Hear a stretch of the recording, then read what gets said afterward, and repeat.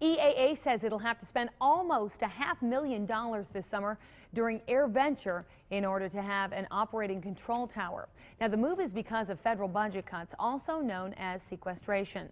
Fox 11's Bill Miston joins us now with more on the cost and, Bill, how it could potentially impact everyone. Lawmakers say the FAA wants the EAA to cover travel expenses, lodging, and some overtime for about 80 air traffic controllers.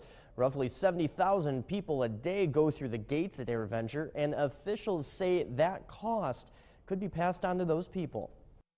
With more than 20,000 takeoffs and landings over a 10-day period each summer, the Whitman Regional Airport in Oshkosh becomes the busiest airport in the world during Airventure. Each year, traffic controllers from across the country apply to be the 70 or so guides for the skies. Tell you what, change runway 36 right. With their cost of doing business funded through aviation fuel taxes. But apparently, not this year. In a statement from the FAA, in light of sequestration, the FAA and EAA are having discussions about EAA reimbursement of the FAA's incremental costs for supporting Airventure in Oshkosh. We think that's patently unfair because aviation, general aviation, already pays for air traffic services through the fuel tax that they pay on every single gallon of fuel that they buy. EAA spokesman Dick Napinski says the organization was made aware of the bill during the Airventure planning process in Washington, D.C. just a few weeks ago. So right now the FAA is playing some games with its budget,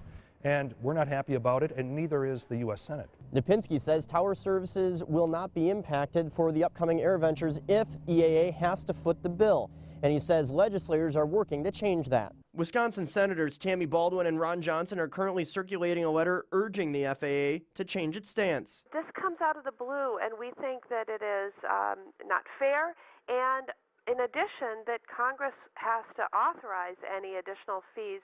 6th District Congressman Tom Petri also circulated a letter in the House. Petri says the FAA is overstepping its bounds, especially after it was given discretion to adjust its budget. Them having been given a leeway explicitly by a vote of the House and Senate signed by the President of the United States, it seems to me that they should stop making life more difficult.